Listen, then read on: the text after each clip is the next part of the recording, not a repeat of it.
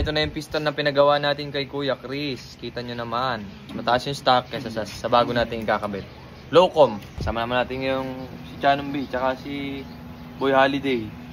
Holiday na naman. Kapit na natin to guys. Dumating na nga pala yung ECU natin. Galing kay Ride Safe Master. Presyong kaibigan ko nabili to guys. Shout out Pargoy. Ito yung ECU ni Red. Yung nabarog ko. Natin to. Ito yung head. Stock head. Black 66mm. 66mm by row 1. Piston, pinrofile ni Kuya Chris. Ayan. Sukat na sukat siya sa stock valve.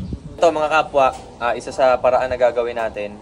Diba yung manifold natin nung una? Ito, yung may is-block. Ito yun. Naghanap ako ng alternative. Ito yung sukat. Di ko akalain na sumakto yung sukat na tantiameter namin. No? Ito, 38 to 51mm. Pabuka siya, ganito hugis niya. Pwedeng itim may ikabit natin or pwedeng blue. Ano sa tingin mo dyan? Blue o itim? Maganda yung itim. Malinis yung itim, no? Guys, 38 to 51mm. Ito guys, mahirap tong hanapin. Kung magbibuild kayo ng motor na first timer katulad namin, medyo mahihirapan pa kayo makahanap nito kasi hindi nyo alam kung saan nahanap. So ito, tip, Shopee, maghanap kayo, ang tatak, Samco Sport. Overseas pa to, alam ko. Good thing pa nga na mahaba kasi tutukod kasi ito sa stock na tangke ni Hera. Good thing napahaba. Sakto yung sukat, wala kaming pinort guys. Ito mo, maliit, malaki. 38 to 51mm. Nagkalkal na naman ang mga magpipinsan. Episode 3 na ng ating aircon habong. Nakakatuwa talaga mag-build pagkasama mo yung mga pinsan mong mga palum-palo din sa pagsisetup ng motor. Ang sarap mag-build kasi nagkakamali, tapos ginagawa ng paraan. Namomroblema, nagugutom. Literal na pinagkahirap-hirapan talaga namin buuin yan si Hera. Kakayanin naman basta tulong-tulong. Ito na nga yung naging resulta ng pagsusukat natin ng piston tabas. Goods naman at nakuha namin yung resulta na hinahanap talaga. Kita nyo naman mga kapwa, nakalubog yung piston natin para low-com lang tayo. Again, mga kapwa, hindi naman yan pang performance. Yan ay pampaputukan lang naman. Kaya goods na. Nakatapat dyan. 90 degrees yan, yung dalawang yan. Tapos ito naman nakapoint sa taas. Tapos 15 ng ngipin. Sa radar carb, 16. Dito, 15 lang. 1, 2, 3, 4, 5, 6, 7, 8, 9, 10, 11, 12, 13, 14, 15. 15 links. Yan. Kita nyo, nakatop dead center yan. Goods yan. Hindi muna natin pinaandar. Nagbaka sakali kami na kaya na nung copper kahit walang gasket maker na hindi tatagas. Pero ngayon tumatagas ang kulan. Di pa natin napapastart to. Kumbaga sinalihan ko muna ng kulan. Baka sakali kami, baka hindi tumagas dito eh. Kasi copper malambot. Yung palay hindi. Baklas na uli. Abay, syempre walang no choice kung hindi baklasin ulit natin ang motor. And take note guys, hindi madilim dyan. Dinadagdagan lang namin ng liwanag kaya may ilaw kami dyan sa baba. Kung nagbabalak din kayo mag-build ng Raider FI nyo, sigurado akong makakatulong itong mga pinaggagawa namin dito. Kasi pagdating sa inyo, hindi na kayo magkakamali. Sabihin nyo, thank you. Ito na mga kapwa, yung binuo naming makina. Palit lang ng black, kabubuo lang ulit namin kasi kanina may tagas. Ngayon, nilagyan namin ng triban. Tingnan natin kung nagtatagas pa. So yung tatagas kanina dyan banda eh. Di tapal-tapal ka ngayon. Ayan, may tapal dyan. Pero din sa ilalim, panta rin na natin.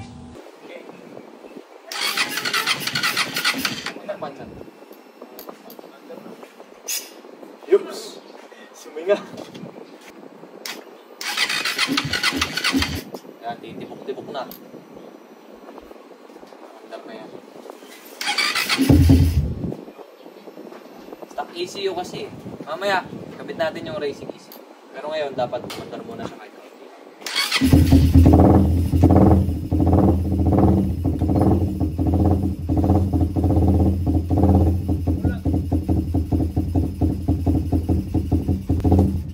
Okay, the good thing is mandar. Kaya ngayon, palitan natin ng racing ECU. Galing, boy, mandar. Okay na yan. Plug and play natin, tas tono lang natin hanggang sa mag-minor ng maayos. Tsaka natin siya iwan para ma-break in ng kaunti. So, paputukan agad eh. Kala mo, di ako maalam.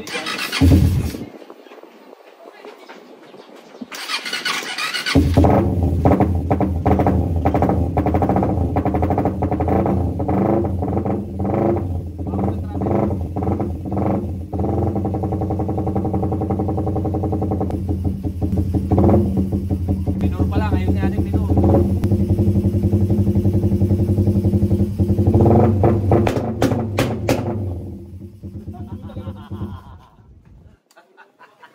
Pagkatapos nun, kain muna ang mga itik habang bine-break in pa si Hera ng pakonti-konti lang. FT!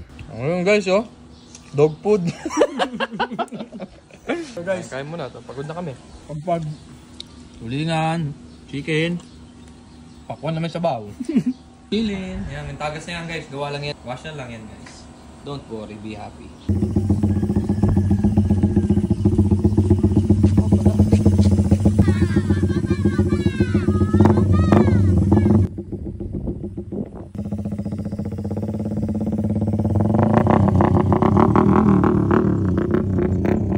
Dito kami pumunta kasi syempre makaka-istorbo tayo pag doon tayo nagtumesting. Papuputukin natin ng konti. Alam ko naman ito mga inaantay nyo guys. Shoutout muna sa mga pinsa. Ito. Ito ka nagpo-focus dyan. Oh. Tuner. Boy Kaldag. Tune. Ayan, mga pinsa nga no. Ayan. Gawang pinsa no. Iniinom pa yung kulan. Ito naman yung ginawa natin. Actually, pwede mo pa siyang dagdagan dito ng velocity. Ano, Chan? Pwede pa dito no, yung dasang uso. Kasi paltan na rin natin tong alawin na to soon. Baluga pa yan ngayon guys kasi ipapa-powder coat pa natin to. Ang importante lang kinabit natin tong black. May laway-laway pa. Ayan, kanina may tagas, ngayon wala na.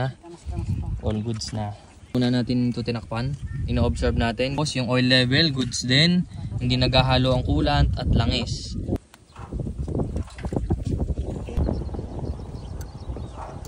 Ito nga pala yung gamit natin na cellphone kay Boy Kaldag.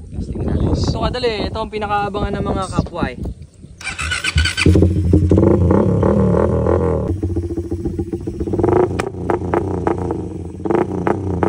Baba lang RPM guys.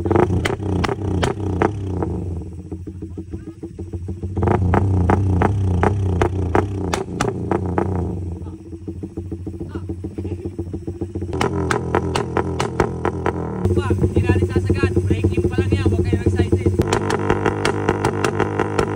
Huwag kayong mag-alala mga kapwa, break-in period pa yan. Tsaka inaaral ko pa maigi rin yung pinaka-tuner. Aralin natin mabuti yan tapos share ko sa inyo kung paano magpaputok ng sari-sari. Kung may idea kayo, feel free to comment. Banayad lang muna tayo guys at break-in pa si Hera. Konti lang.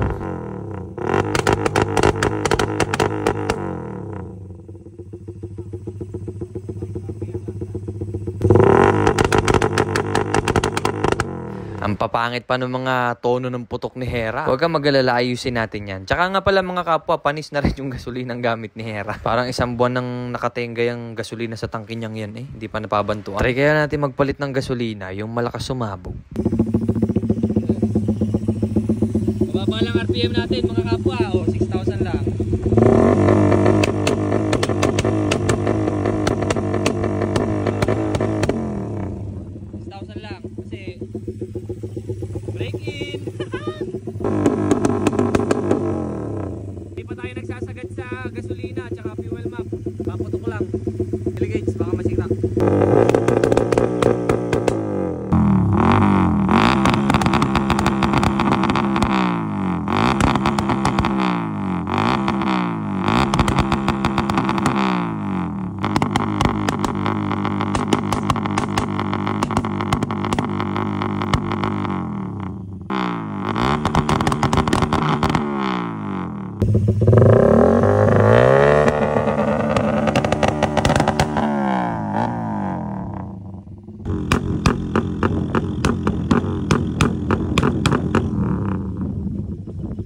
Mga kapwa, tagumpay naman. O, shoutout sa mga bumuo, gawang pinsan.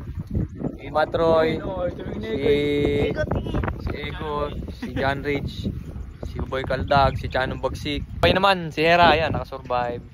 Break-in period siya ngayon, mga kapwa. Hindi natin pwedeng balitin. Kanina, binigyan ko ng kaunti, mga 9,000 RPM. Pero, saka na natin ite 10,000 kapag na-break-in na ng ayos. Ayusin din namin muna yung setup. nung tawag dyan, ng mismong itsura ni Hera bago tayo lumapag ulit.